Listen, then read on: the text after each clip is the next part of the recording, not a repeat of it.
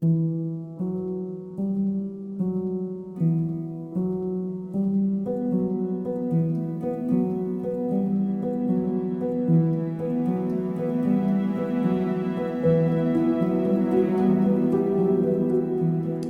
I'm Chacko Vadaketh with the Living History Project. Today I'm talking to one of the icons of the judicial legal world of Malaysia, Tan Sri Dato VC George. He's a retired judge of the Court of Appeal of Malaysia. He was elevated to the bench of the High Court of Malaya in 1981. He's a past president of the Malaysian Bar, past chairman of the Selangor Bar Committee. He's a past president of the Royal Selangor Club, and he's a leader of the Marthoma Syrian Church of Kerala in Malaysia, as well as being a trustee of the All Malaysia Malayali Association. After his retirement from the bench, he's been an arbitrator and has presided over 40 arbitrations. He's also been the chairman of the Insurance and Banking Mediation Bureaus, and a host of other things, but I think I'll stop there and start with the interview. Oh yes, he's also my father. So Dad, let's start at the beginning. Talk about your childhood. Where were you born and where were you raised? I was born in 1930 in Klang. My parents lived there. My father was a teacher in the Anglo-Chinese school. My mother was a homebody. She used to be a teacher when she was in India, but she was educated in Malayalam. And since there were no Malayalam schools in Malaysia, she stopped her career as a teacher and became a full-time housewife. I studied in the Anglo-Chinese school. In those days, the medium of education was English, and then the Japanese occupation happened.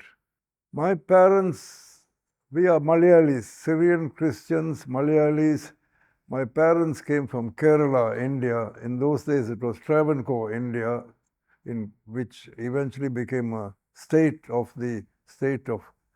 became part of the state of Kerala. My grandfather was a gentleman farmer in that he ran a very large commercial farm, and my grandfather was keen to educate his children, and my father was the eldest child of the family. There were about 10 siblings, and he was sent to the University of Calcutta to do his Bachelor of Arts degree, which he completed in 1923, I think. My father was a top-notch athlete. He was a top athlete for each of the years that he was in Calcutta University. Sprint, field as well as track. One of my father's great regrets was that none of his children were athletic. I was a total failure as an athlete. My brother was very good at the short put, but that's about it. My father came out here in 1923 or 24, and he had already been married, and he had 2 children in India. And in 1925, his wife, my mother, and the 2 children, the elder children, accompanied her, and they came to live in Klang. Initially, they lived in a shop house in Simpang Lima, Klang. Eventually, they moved to a very nice bungalow in Teluk Gadong Road in Klang. They were very God-fearing, but they didn't go overboard on religion. We had family prayers morning and night. They ensured that we went to church and Sunday school on Sundays. It used to be a pleasure. Sunday school and church were very pleasant environments in those days. I'm not sure that I can say the same for today. My father was a pioneer of the Syrian Christians who came out to this part of the world. He was, I think, about the 10th or 11th Syrian Christian Malayali to come out to Malaysia. We trace our antecedents to the disciple of Jesus, St. Thomas. It was Thomas the twin who came out. Tradition has it that he came out to Kerala in 51 AD, and then he started a Christian church in 7.5 in different parts of Travancore and Cochin. And from that rose the Marthoma, the Syrian, actually it's called the Malangara Syrian Church, that grew up and became a very dynamic church.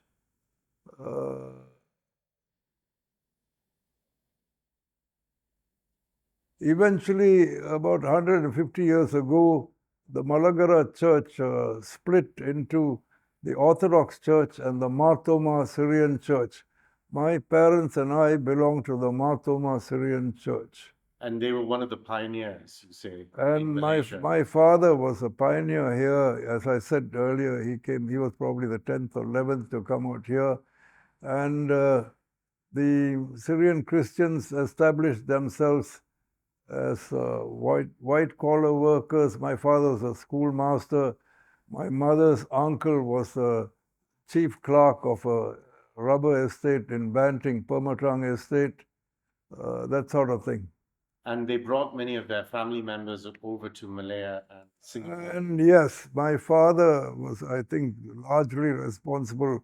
Not I think, I know. He was largely responsible for bringing in to Malaysia and Singapore a whole lot of his relatives and my mother's relatives.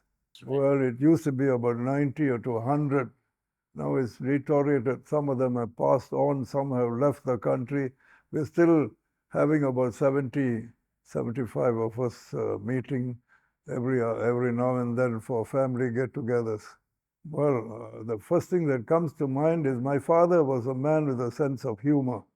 Illustration is humor. When he was dying, when he was 76, he died, 76 or 77.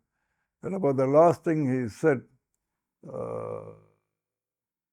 to us who were sitting by his bed as he was dying, and the priest was there, and the priest said, perhaps I should say a word of prayer. And my father said, the priest was known to be long-winded. My father, in his dying grasping for breath, said, make it short.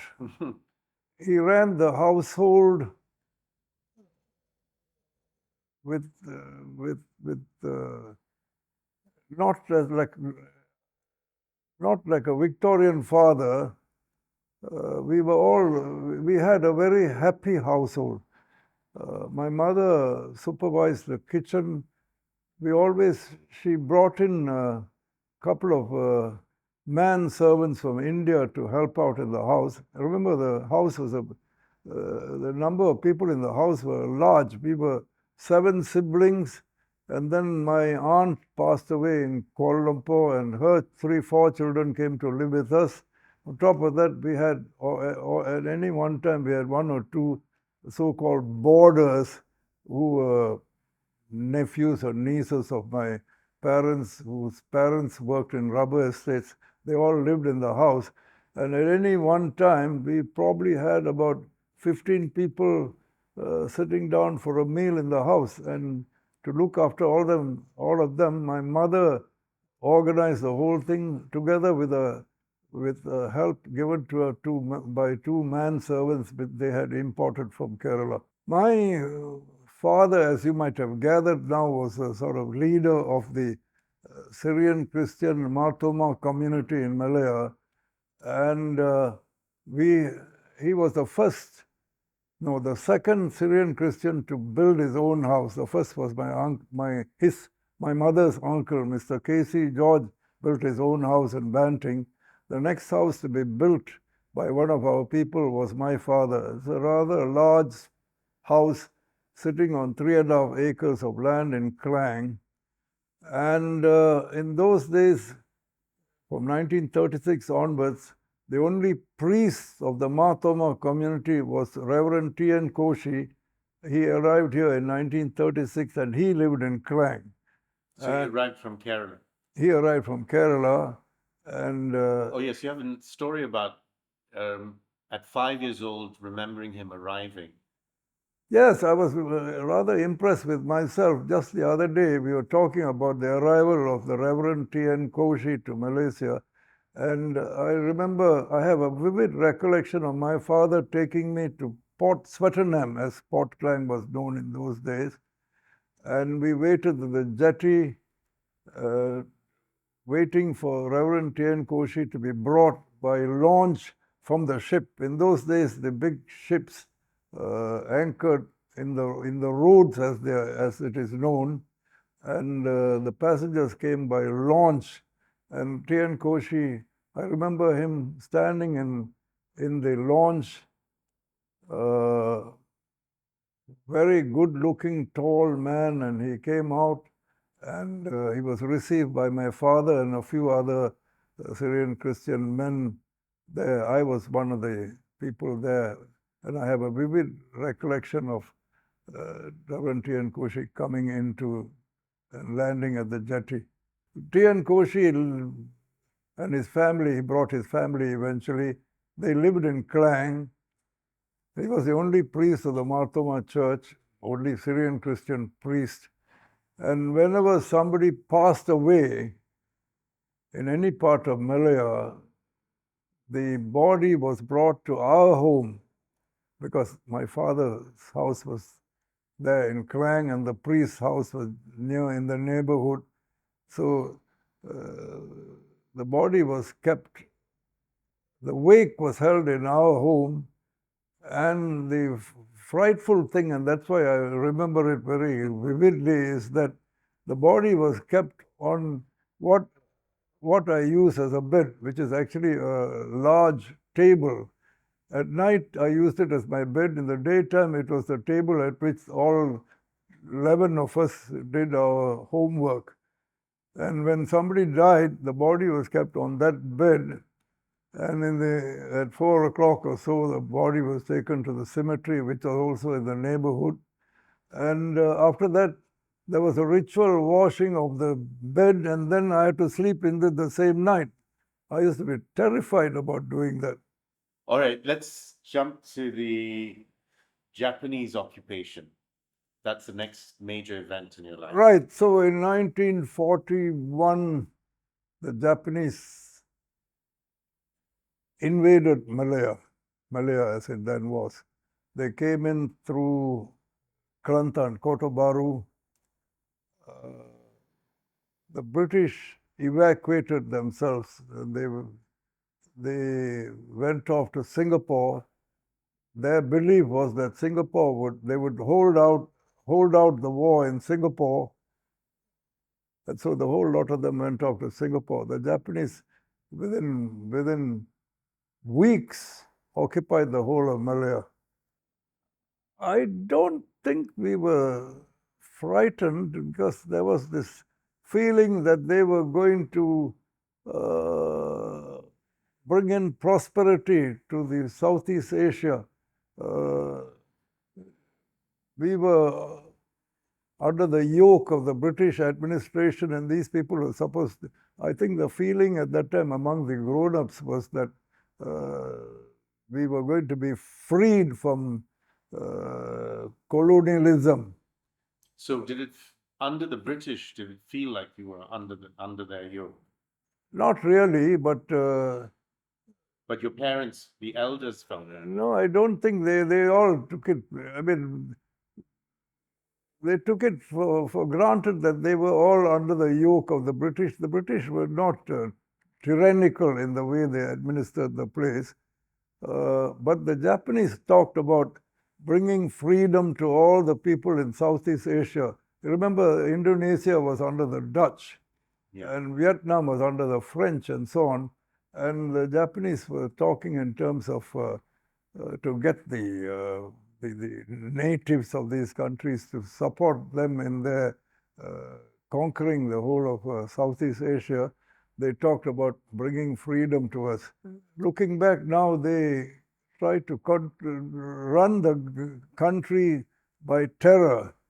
So what, at that stage anyway, so what they did is they executed a whole lot of people who they thought were anti-Japanese in public. In public? In public. How did they execute them? They chopped off their heads, Oh my and then they stuck the heads up.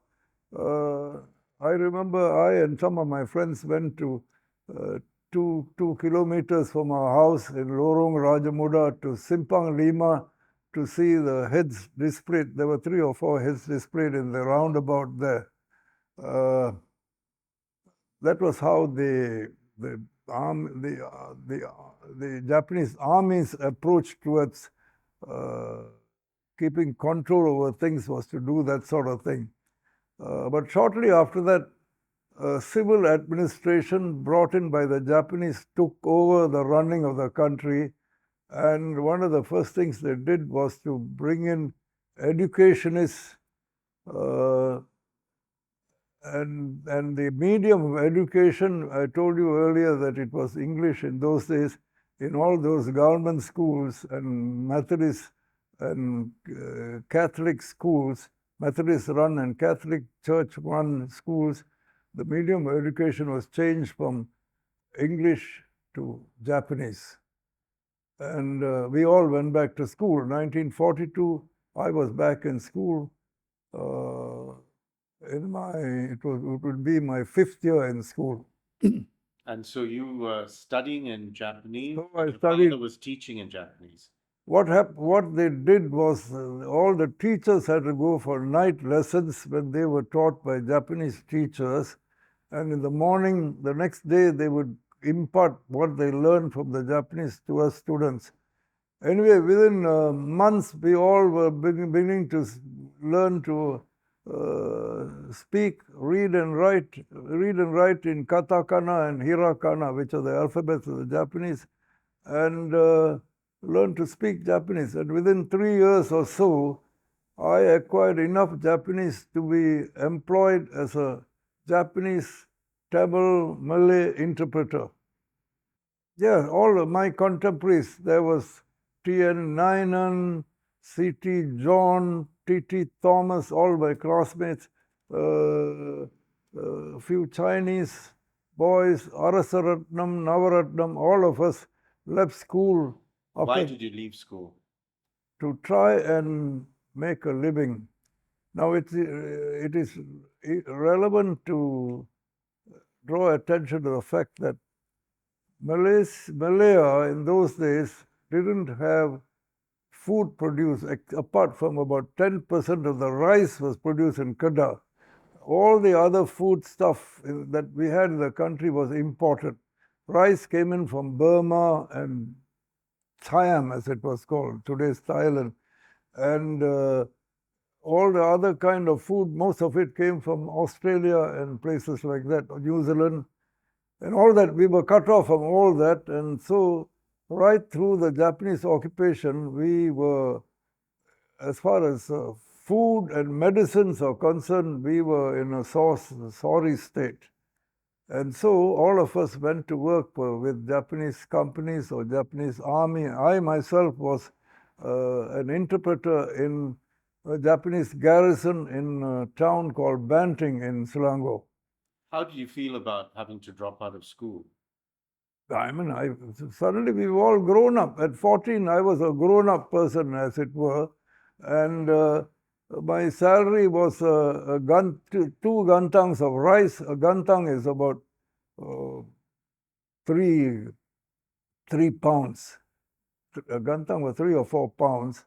And my salary was 3 gantangs of rice and 2 cartons of cigarettes and some Japanese currency. I can't remember now how much it was. Look, I was just 14 at that time. We didn't think about furthering your education. You didn't even, at the age of 14 in those days, I think even today, nobody thinks of furthering their education. We just were happy to get a job and earn some money, and help the family. The 3 gantangs of rice was a big help to the family. Remember, we had a very large family, and the situation was such that we just had half a meal a day with rice. Rest of the time we ate things like tapioca and sweet potato, and then some of us, my parents grew something, a grain called ragi, because he decided to go back to his roots, as it were. He was a farmer. Remember, I told you he was a farmer's son. So he and my mother converted the 3.5-acre plot into a farm. And within 6 months, we were self-sufficient as far as food is concerned. We had tapioca, sweet potatoes, all sorts of vegetables, and about 1 acre of this panyapul. It's called panyapul. Panyapul is ragi, which is a grass that you eat during hard times. Morimoto was my teacher in Japanese, and he became a mentor of sorts, became actually good friends. He taught me to sing some classical Japanese songs, which you can still sing. Which I can still sing.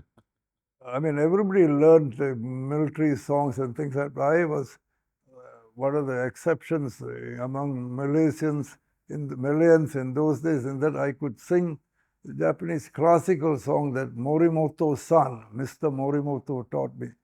Morimoto settled in a house not very far from our house with a Malay woman who became his companion, mistress. They probably might even have married, I don't know. And the sad part of it is that when the war was over in 1945, the Japanese surrendered, and Morimoto, in keeping with traditions of the samurai, ended his life. He shot the Malay lady and then shot himself in the head.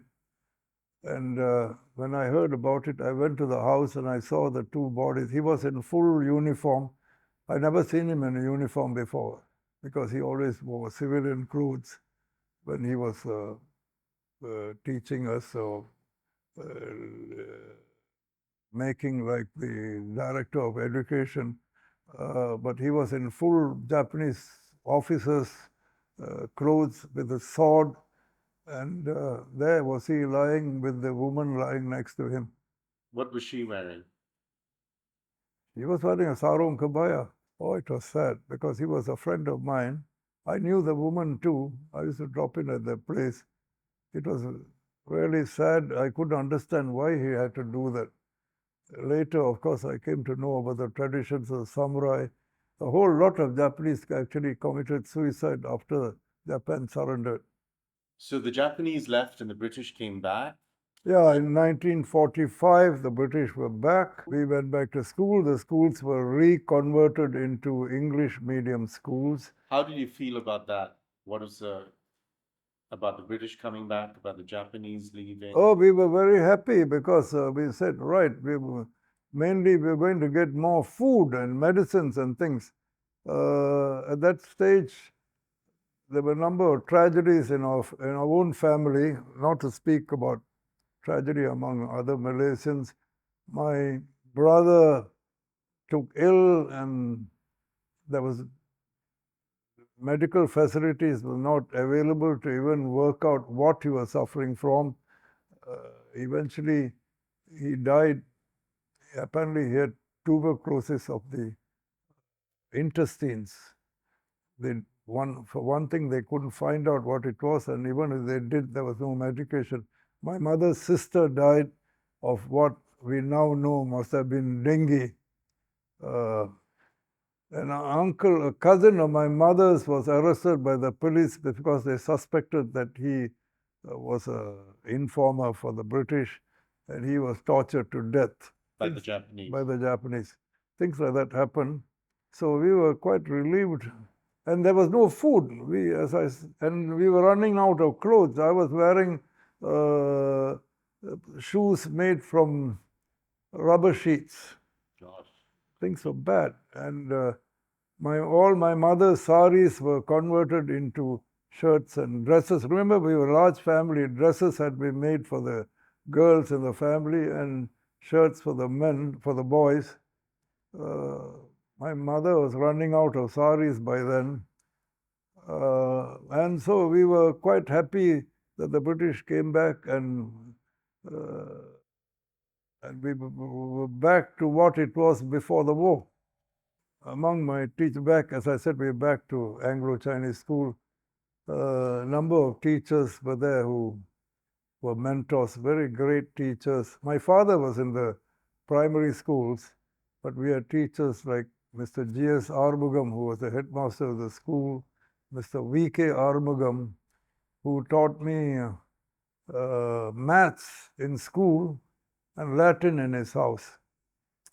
It was decided that I should study Latin because in those days, if you wanted to be matriculated to a London university, you had to have a second language.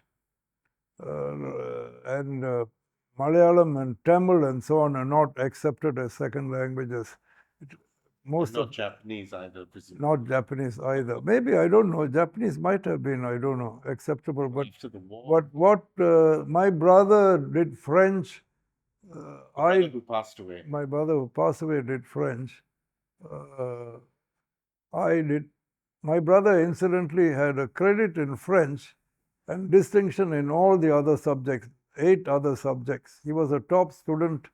His results were known only after the war. And after he died, right? No. Shortly before he died.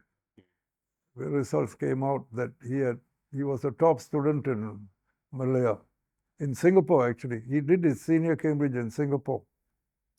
He stayed with my uncle V. Thomas, who later became Reverend V. Thomas in Singapore. So during the war, he was in Singapore?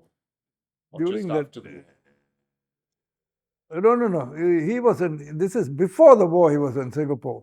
Okay. He sat for his senior Cambridge just before the war. And then he came to live with us back in Klang. And he went to technical college in Kuala Lumpur during the Japanese occupation. Studied elementary engineering in the Japanese language. Anyway, back to school. In school, we were back trying to sit for the exams in 48 or 49 for the senior Cambridge exam, having missed out 4 years of schooling. So I didn't have basic education in elementary arithmetic, English grammar and things like that. I didn't have the basic education. And to this day, my grammar and English grammar and elementary mathematics is suspect. But we studied hard, cleverly, tried to assess what sort of questions will come out in the examinations, and we were very successful in assessing what would come out and able to regurgitate answers that we had put together in anticipation of the examinations. Anyway, I had good enough results to go to university in Singapore, but that's another story. My parents, it is part of my story. My parents wanted me to do medicine. I applied to the University of Malaya in Singapore. The old Raffles College and the King Edward VII Medical College in Singapore were converted into the new University of Malaya, and it was known as the University of Malaya in Singapore. And I applied to do medicine. I got a place for dentistry. Was that what you wanted to do? I did not want to be a dentist. I did not do dentistry, but my friends who were already in the university said, come and do the first year, do so well that you can convert, you can ask to be transferred to the medical school. But what was your experience at going to university in Singapore like? I was there only for a year and a half. within 3 months of being in the dental school, I realized the whole thing was a mistake. And I started thinking in terms of doing an arts degree or going and reading for law. Why, you'll ask me why I want to do law? Because we didn't have any connections with lawyers in the family, or we didn't know any lawyers. But my Latin teacher, Mr. V.K. Arumugam, said, ignore your father, he wants you to do medicine. What you should do is to go and do law, because he seems to be able to, he seemed to have seen something in me. I thought he saw something in me that would make me a lawyer. Years later, he said, no, rubbish. I didn't think you had it in you to do medicine, so you had to study something. So I suggested law. All right, although I was there only for a year and a half, I got to know a whole lot of people who became my lifelong friends. People like Ronnie McCoy, Rati Thurasingam. And Mahathir was your senior. Mahathir and I stayed in the same small hostel. I knew him from those days. Unimpressive man in those days. More impressive was my friend J.S. Eapen, who also was a contemporary of Mahathir and stayed in the same hostel. I think many of your friends remember ragging you. Yeah, I was considered one of the best freshmen to be ragged, because I gave as much as they wanted me to take. All right? Do you have a story from the ragging? Oh, a whole lot of stories. They made me shave. I had a mustache. I never put a razor to my face, to my upper lip. So I had a mustache there. So when I went in there, the senior said, we can't have a freshie with a mustache shaved off. They shaved off half my mustache. Rati Thurasingam was responsible for that. He's still a friend of mine. He lives down the road, as it were, from us.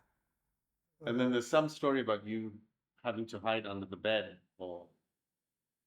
Oh, that's an old story. Jimmy Eapen and Peter Vanyasingham shared a room and in the same hostel, and they sent for me, summoned me to go to their room, and there were a whole lot of them, Ronnie McCoy, Lopot Koo, Rati Thurasingham, all were there, and they ragged me. And Peter Vanyasingham and Jimmy Eapen, they were both rather plumb guys. I never met them before. I thought they were Jaffna Tamils. And Peter Vanyasingham said, Freshie, you've been in this hostel for the last 12 hours. You should have known the names of all the senior gentlemen. What are our names? I said, I'm sorry, I was being ragged at the other wing. No, said, I'm not interested in your travails.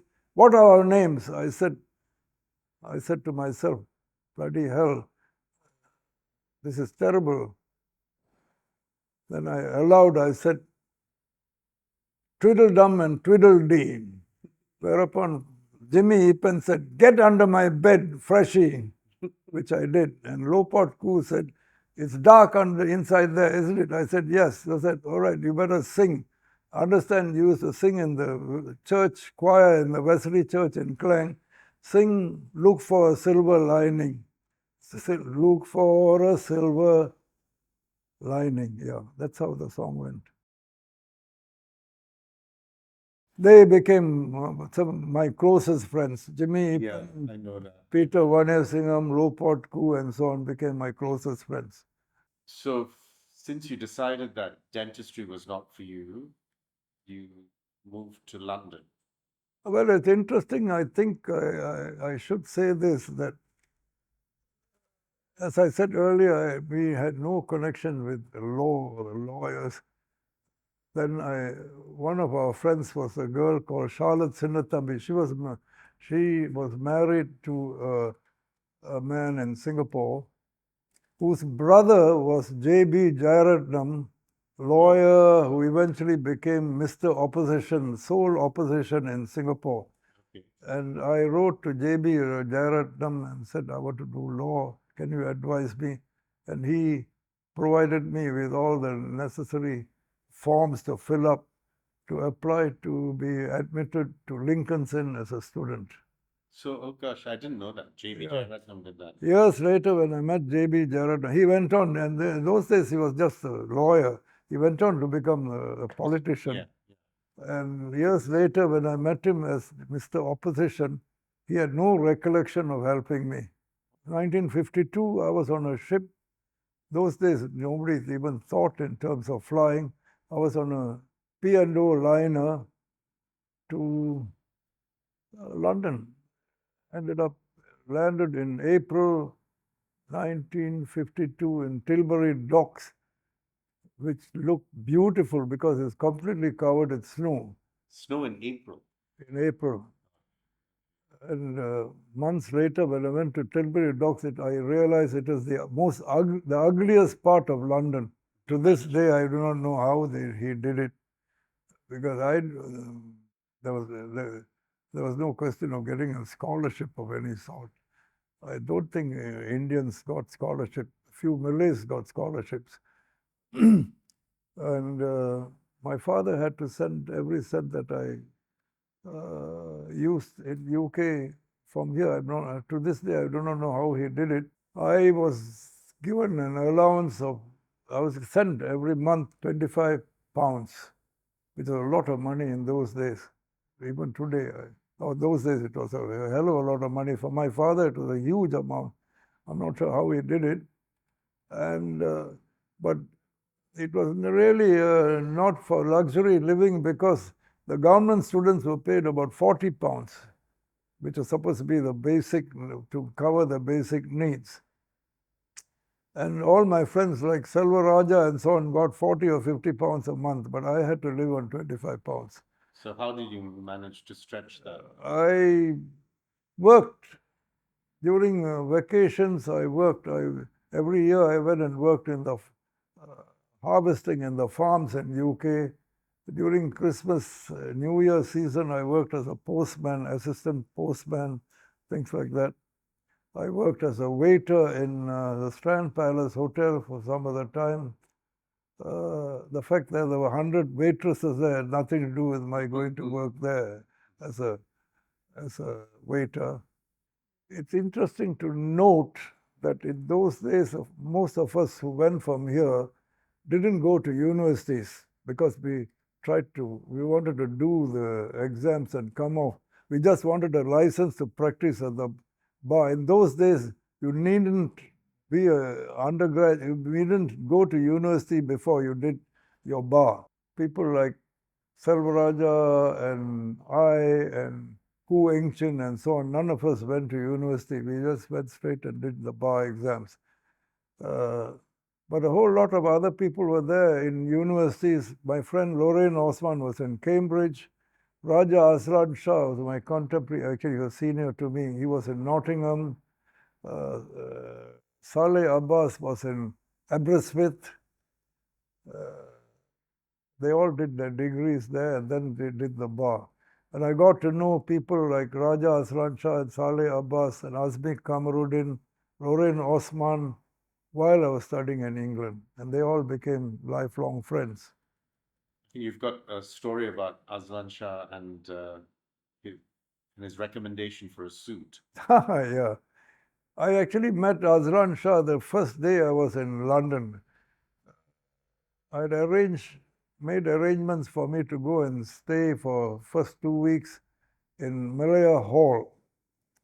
Government, Singapore and Malaysian government ran a hostel for new students to UK from Malaysia, Singapore, called Malaya Hall in Bryanston Square in Marble Arch. And I went there, and the first person I met there was a man who became my lifelong close friend of mine, Lorraine Osman. Lorraine introduced me to Aslan Shah and Hisham al-Bakri. Yeah. Hisham al-Bakri went on to do he was an architecture student, Azlan Shah was on holiday from university he was already doing his final year in university in Nottingham. And Azlan looked at me and said, "All right, George from Klang." I said, "Right. You know something, you need to change your tailor," because I was wearing a suit made by Kong tailors of Rambau Street, Klang. And Azlan thought it was badly cut. So Lorraine Osman, rather mischievous, it was actually Hisham al-Bakri, said, Unku, we all called Azlan Shah Unku. Why don't you take him to your tailor? So Azlan Shah said, "Right, George, follow me. I'm going to the tailor's this afternoon." So I went, and I later realized that Lorraine Osman and Hisham al-Bakri were pulling my legs because Azlan Shah was a rich man and had rich taste in clothes. His tailor was in, what's the famous... German Street? Oh. No. Street of Tailors, famous street in London. Anyway, I followed him to that street and to his tailors, and so I asked the tailor there, the man who was attending to us, I said, "Can I have something off the rack?" He said, "Do you mind? This is a place where suits are all custom made. We don't have things on the rack."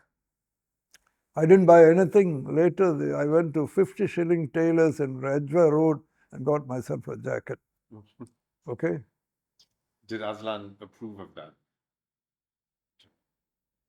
Well, yeah, actually, it was a well-cut jacket, and I've got the stature to wear. In those days, actually, I had full shoulders and things like that. I looked rather good. In those days, there were 3 large firms: Shern Delamont, Barron and Bailey, and Lovelace and Hastings. They were all British firms. All the other firms were virtually one-man shows. One exception was Shuklin and Bock. It's a 2-man show. Okay. And it was almost impossible to get a job because the one-man shows didn't employ people. So you had to go to these 3 British firms. You had to read in chambers first, right? Yeah, you had to read in chambers, yeah. So, yeah, I can talk about reading in chambers. Again, as I have said earlier more than once, we had no connection with the law. The family did have no connection with the law. But my father then said there is a friend of his called R.C. Lopez, who owned the Rex Cinema in Klang. And R.C. Lopez seems to know people in Kuala Lumpur, lawyers. So he contacted Lopez, and Lopez said, "Yes, I will talk to Mr. Ramani." I never heard of Ramani at that time, but eventually it turned out that Ramani was the premier, one of the top litigation lawyers in Kuala Lumpur, in Malaysia, and was the chairman of the Bar Council in those days. So Lopez spoke to Ramani. Ramani asked me to go to his office to be interviewed.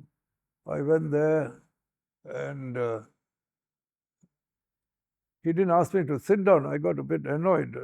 I had to wait for a long time before I went to his presence, and then he just said, "Yes, what do you want?" I was a bit annoyed because he didn't ask me to sit down, so I pulled up a chair and sat down. I said, "Righto, sir, now what is it that you wanted to know?" And he virtually kicked me out of his office. Because you sat down? Because I was quite rude to him. So that went... But it was converted into a nice story, to my credit, as it were, by Mahadev Shankar, who told a story about that same story about how that George, even in those days, insisted on being listened to.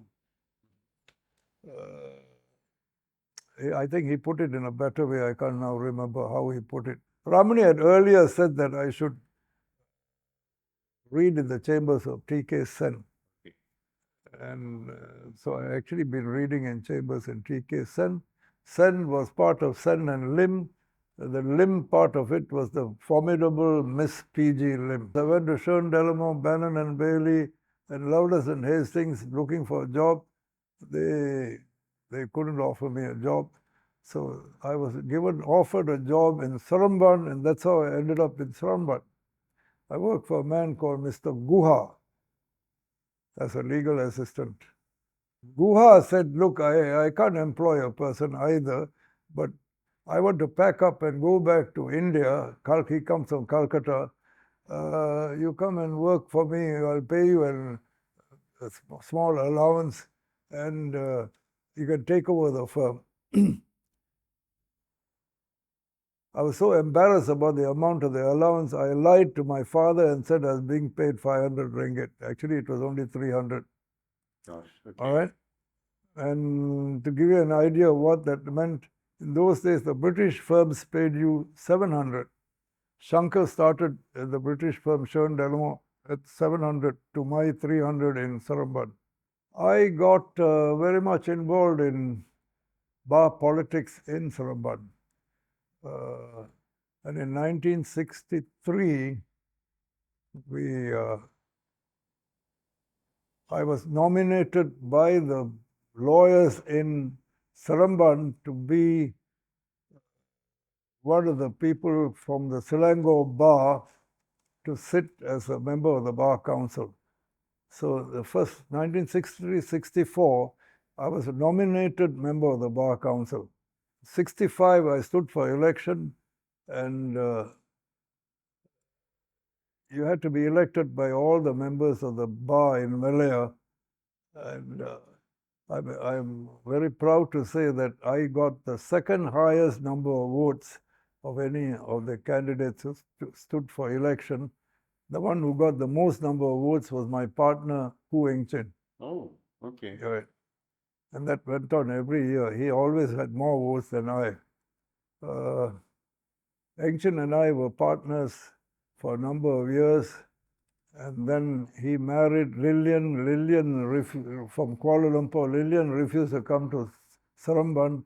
So we opened a branch of George and Koo in Kuala Lumpur. And Eng Chin looked after, Koo Eng Chin looked after the branch in Kuala Lumpur, and I looked after the branch in Seremban. So you had a firm called George and Koo. The firm was called George and Koo. What was it like practicing? We were litigation. Right from the beginning, we were litigation people. There was hardly any company work. This is in the 1950s, you know. It was an agro-based economy, and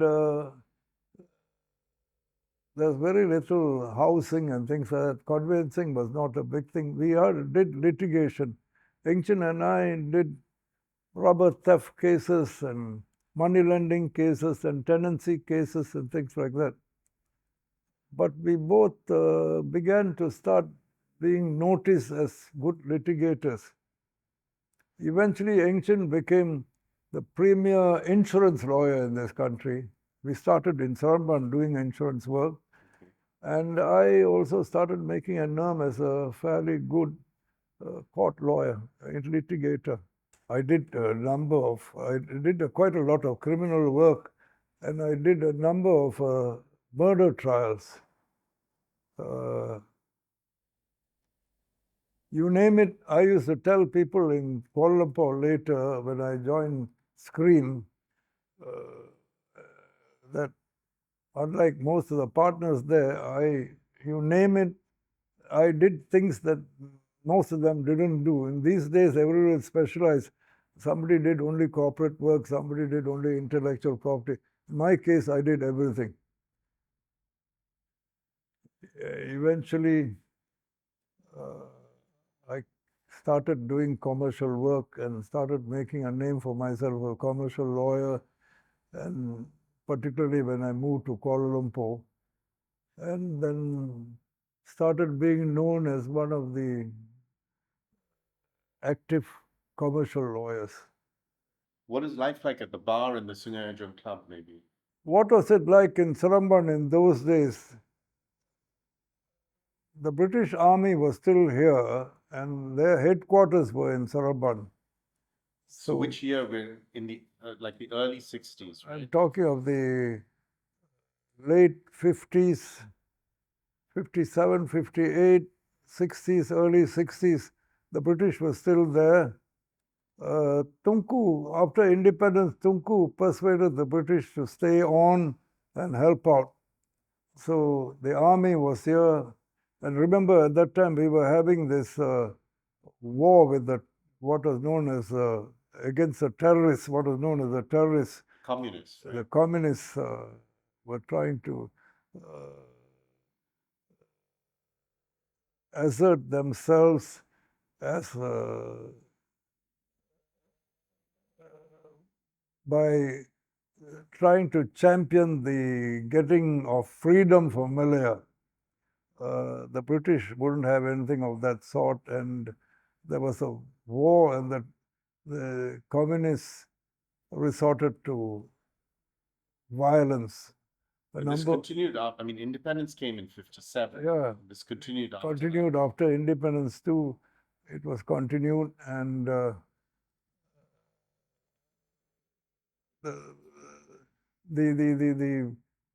basis on which they sought credibility was that they were looking for independence. But then after Tunku and friends got independence from Malaya, the cause of the communists became baseless, but they continued to carry the fight. So it became a fight not against the British, but against the Malayan government. And most of us, if not most of us, supported the government in its fight against the terrorists. But what was life like in Seremban? I mean, it was centered around the courts and the Sungai Ujung Club. So as I said, we were a small two-man, one-man firm. Our firm was a two-man firm. We did a lot of litigation, hardly any other kind of work. And I became known as a fairly good criminal lawyer, and I did a number of criminal trials in the big trials, murder trials in the court.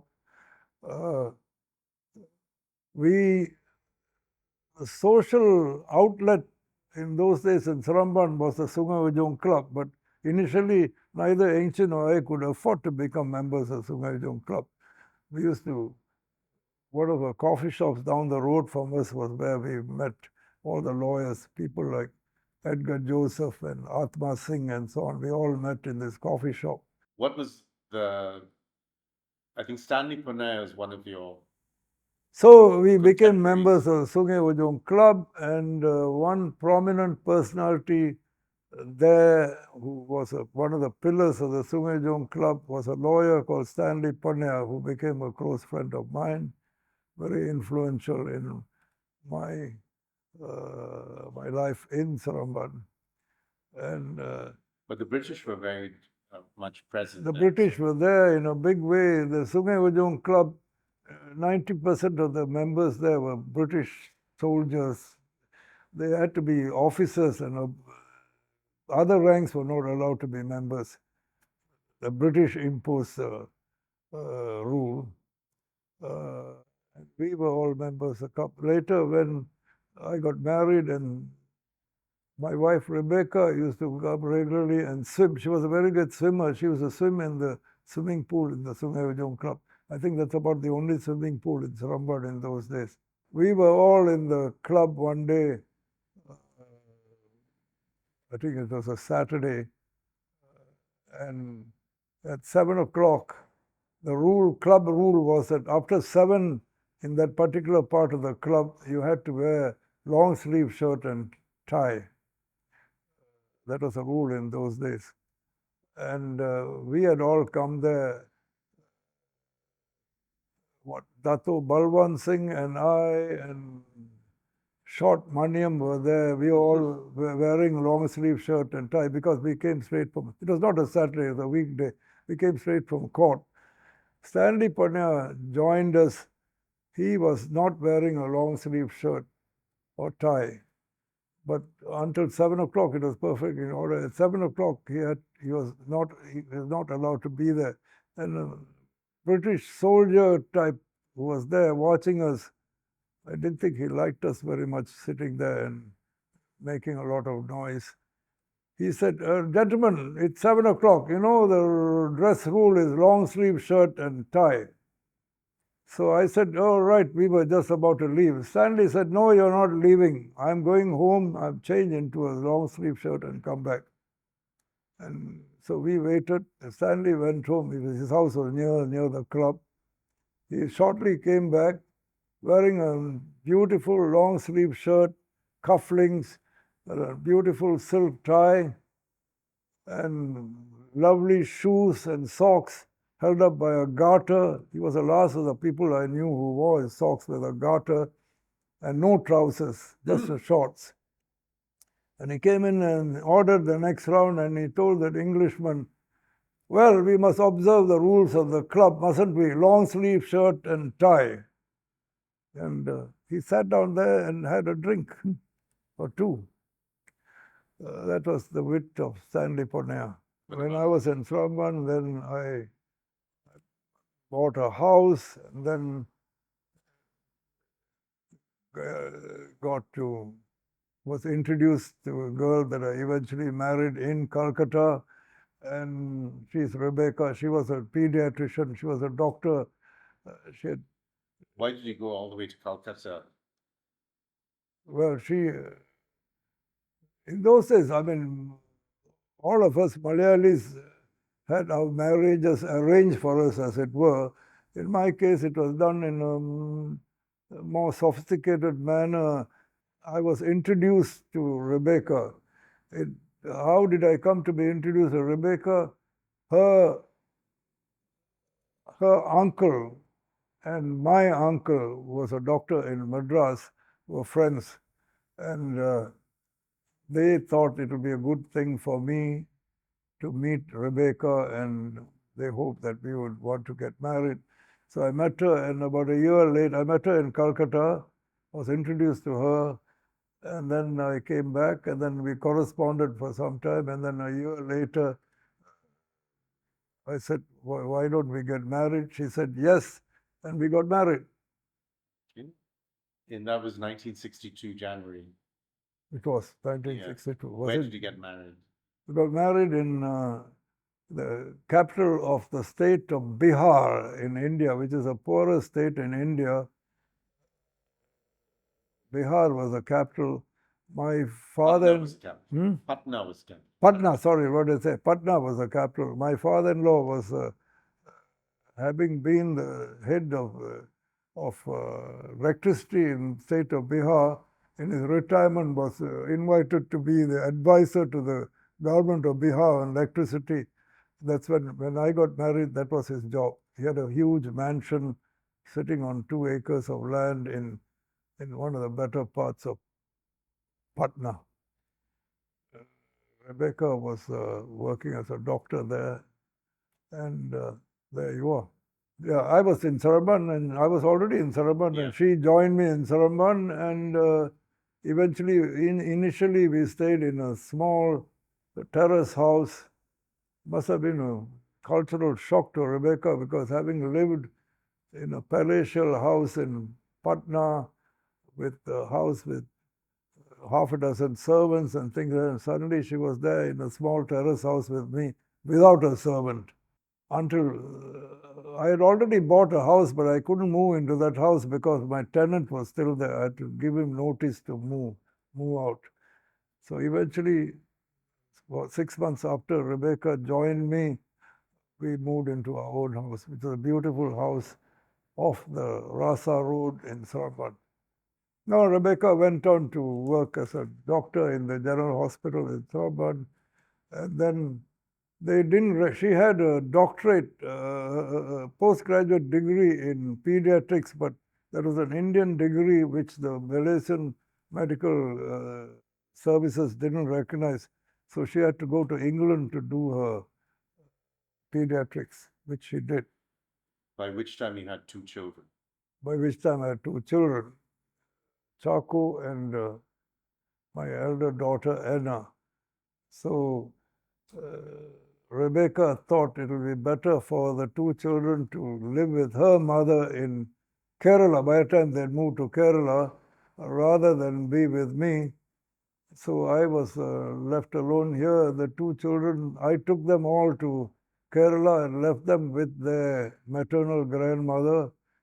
And Rebecca went on to England to do pediatrics. She had a very successful career as a pediatrician and was made a fellow of the Royal College of Physicians, London. Lawyers, friends of mine in Kuala Lumpur, led by Lorraine Osman, suggested that I should move away from Seremban to KL, where that I should be doing better work than what I get in Seremban. And I joined Shuklin and Bock as a legal assistant, as a prelude to being invited to be a partner in Shuklin and Bock. Give you an idea about the type of work, difference of the type of work we're doing in Seremban, the type of work we're doing in KL. In the first year that I was in Kuala Lumpur, the value of the work that I did, the value to the clients of the work I did, was more than the value of the whole of the work I did in 12 years that I was in Seremban. Give you an idea of how much it was. I became head of litigation in Shuklin and Bock, and I had people like Param Kumarasamy working as my juniors. But I couldn't see eye to eye with Yong Pang Hao, who was the head of Shuklin and Bock. And so instead of joining them, they invited me to be a partner. I said no. I joined a firm called Ingek Chong and Partners, which is where you continued. Where I continued to be until I was elevated to the bench. I eventually became the senior partner and managing partner of Ingek Chong and Partners.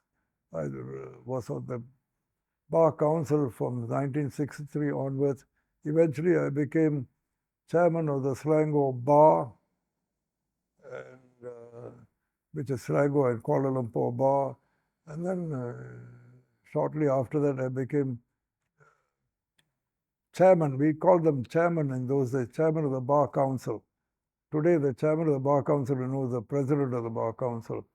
Economic situation in Malaysia was changing from an agro-based country that it was when I first started practicing at the bar. We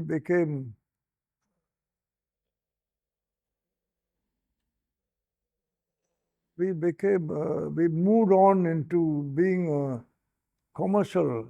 Is that the word? A commercial. Industrialized. We've got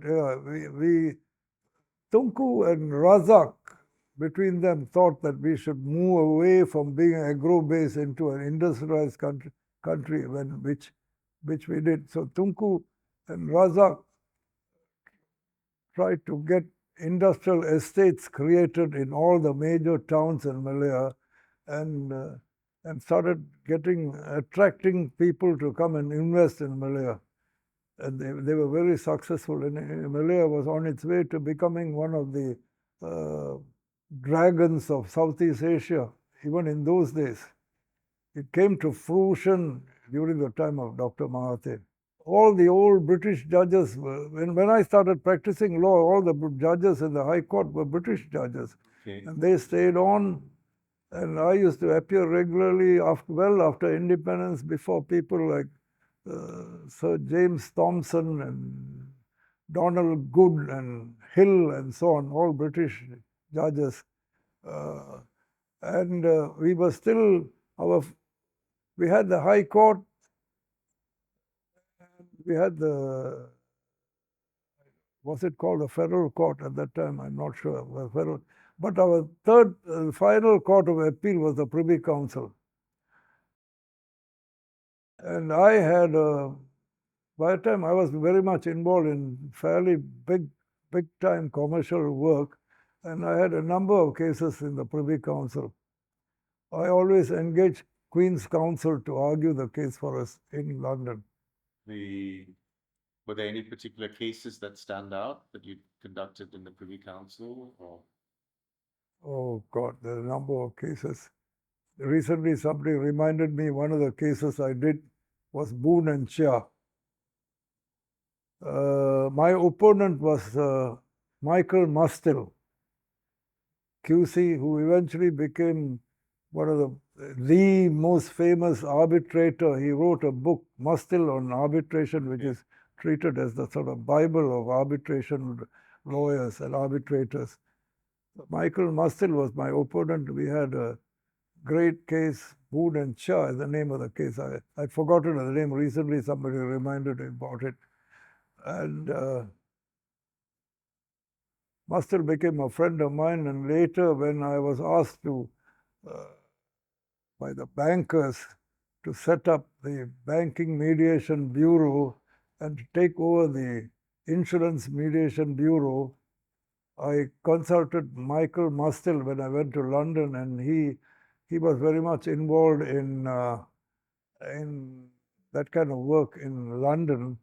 So he showed me the direction we should take, and I implemented that and created the bureau, the Banking Mediation Bureau and the Insurance Mediation Bureau.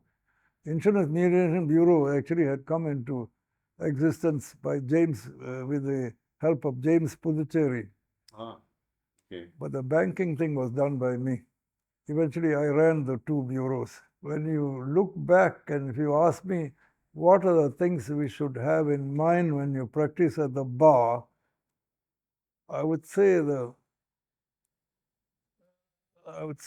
the most important part of it is integrity. And I'm not talking, when I talk of integrity, I would emphasize intellectual integrity. Many of our lawyers and even some of our judges, I will accuse them of not having the sort of intellectual integrity that they should have when they practice at the bar. So I'll put that as one of the more important aspects of practice at the bar, intellectual integrity, or sitting as a judge as well. So what's the difference between intellectual integrity and other forms of integrity, since you emphasize the integrity means what? Whether you want to be bribed, or you cheat, you tell lies in court and things like that. Intellectual integrity is where you don't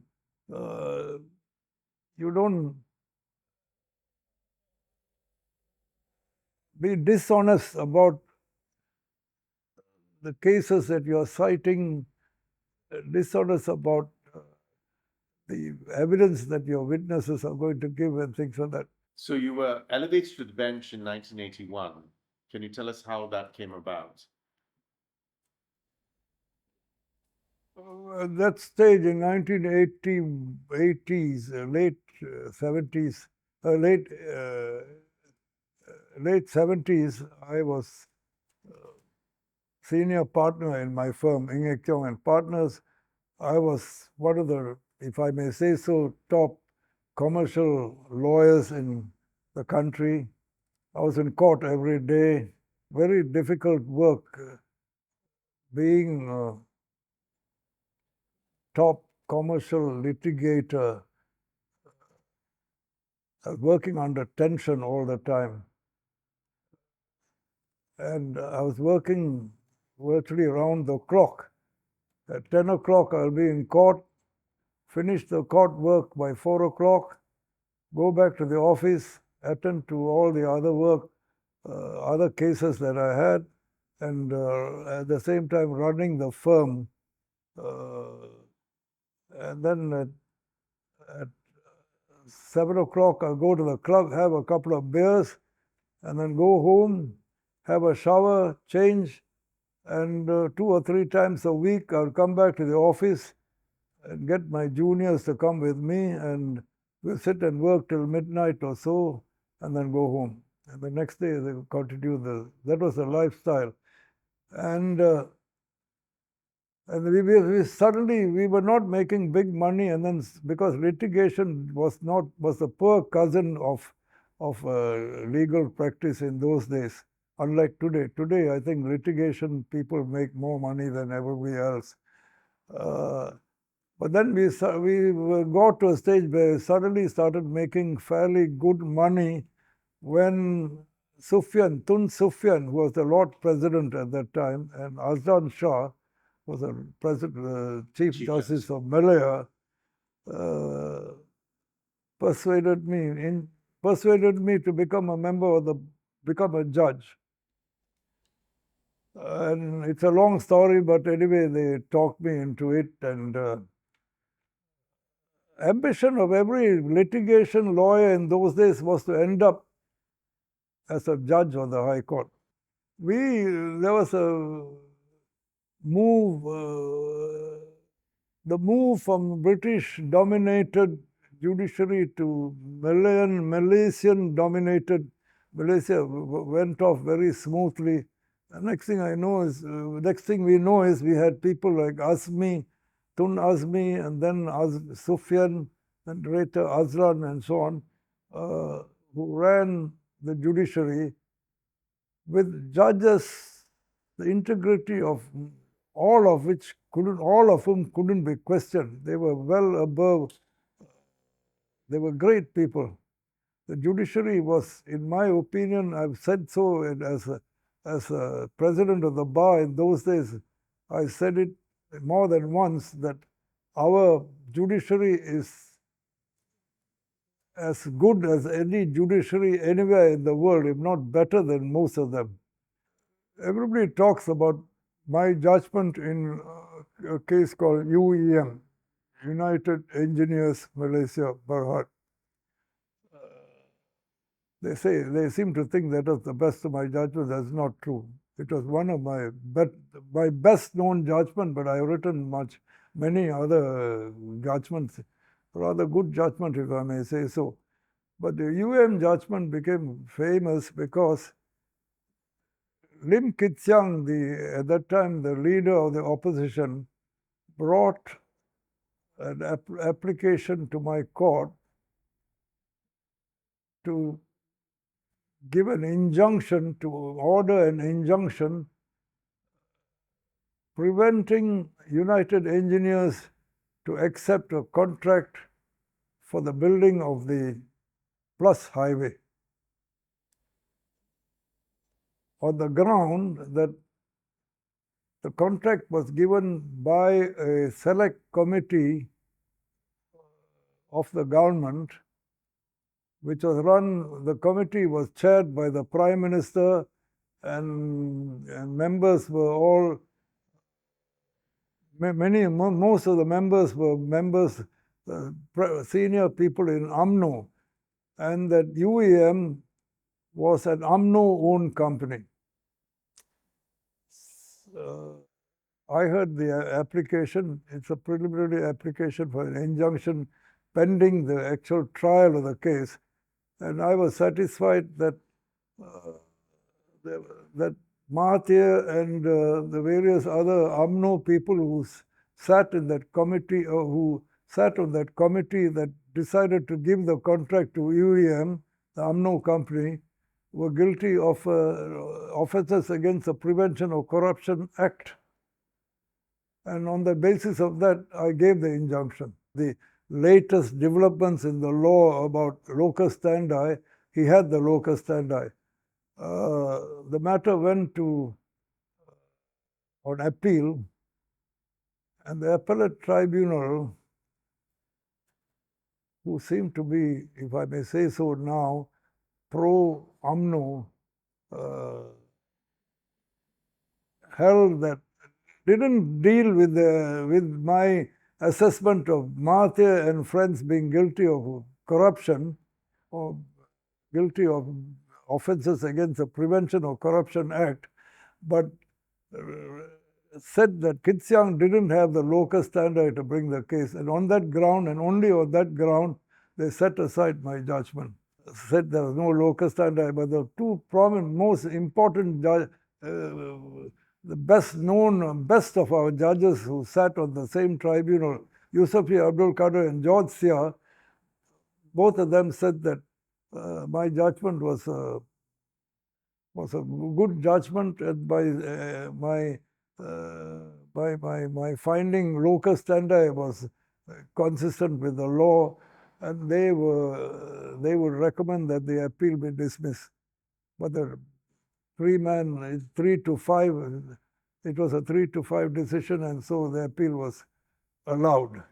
What do you think about the state of Malaya or Malaysia now? Well, we go back, I think I would like to go back to when we were declared to be one of the 4 Southeast Asia dragons. Tigers. We were very proud to be part of Malaysia, and Malaysia was going places and so on. And then the deterioration took place. We didn't know how bad it was.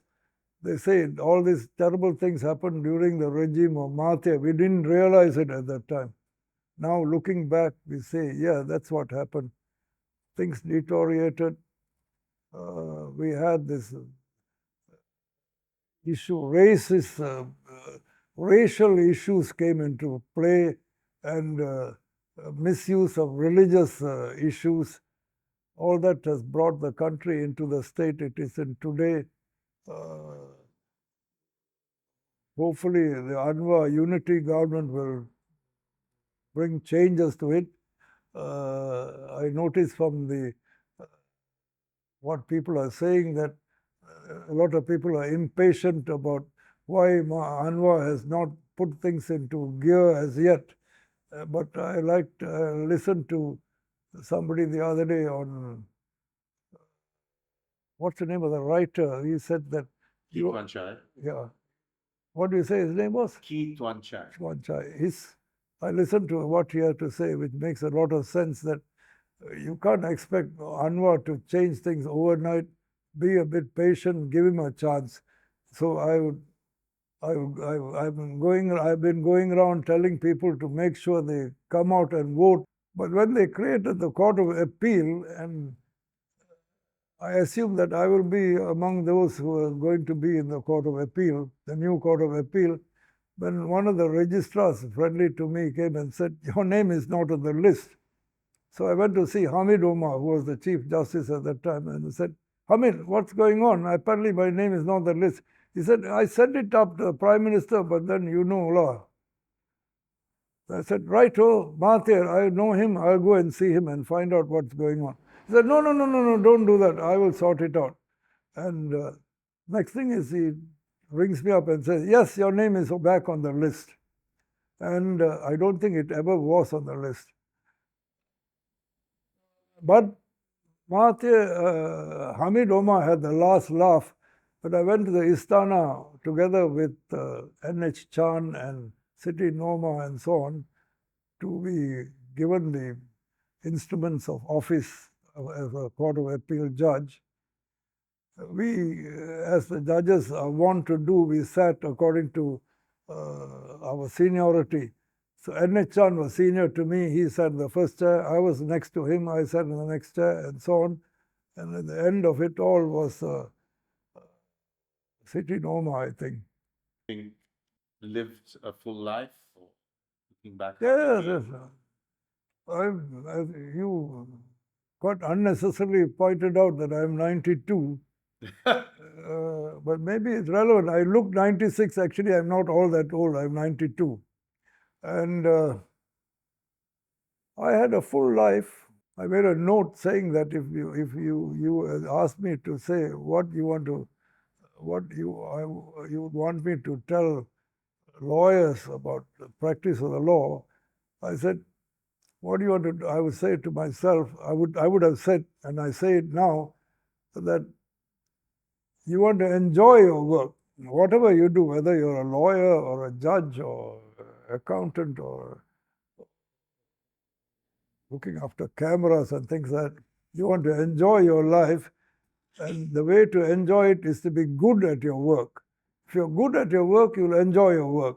I enjoyed my work, so I assumed that I must have been rather good at the work that I was doing. As a lawyer, I was good at it. As a judge, I was good at it. So I enjoyed my work as a lawyer and as a judge.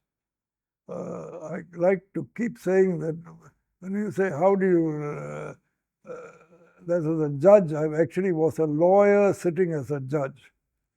It's the same thing, but playing a different role in the same game. Any regrets looking back on your life or things you might have done differently? I wish I had retired as a judge of the Supreme Court, which I never did. So that is a bit of a sore point, but then there you are. Maybe I wouldn't have liked sitting next to Hamid Omar in the Supreme Court, because I never forgave him for what he did to Saleh Abbas. I became a judge without actually having too much of savings, which is, looking back, I would have tried to persuade them to let me make a little more money before I became a judge. And I think one aspect of your life, apart from working and you enjoyed your work, is you had a full social life and you did a lot of things outside of the judicial legal world. Which I did, yeah. I was very much involved in bar politics before I became a judge. Very much involved in, as you pointed out, I eventually became president of the bar. Then I was very much involved in church work. I became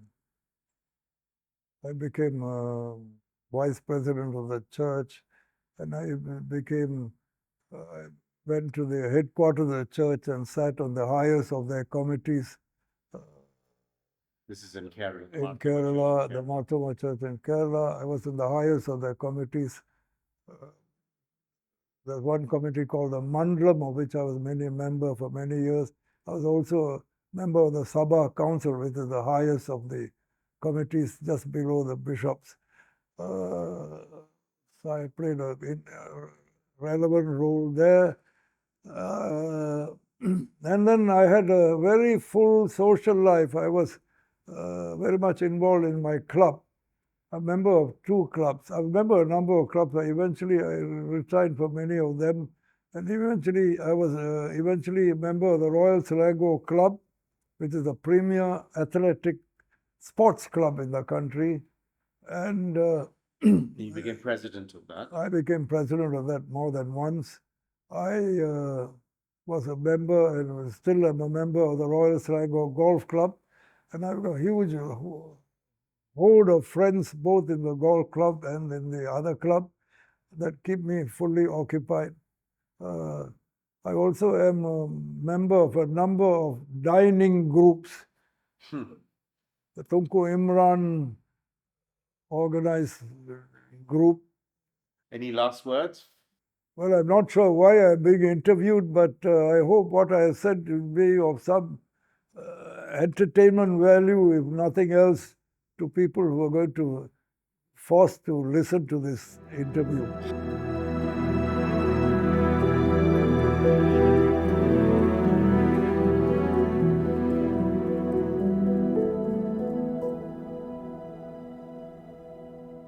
One of the things I should have said, I should have been prompted by the interviewer, Chacko, but he didn't, which is, what about my family life? So I want to brag about it. I've had a very happy family life. I've got my wife who passed away a year ago, and I had a great time together as a family, and we brought up 3 children, and they all turned out, I think through the prayers of my wife, to be rather good children.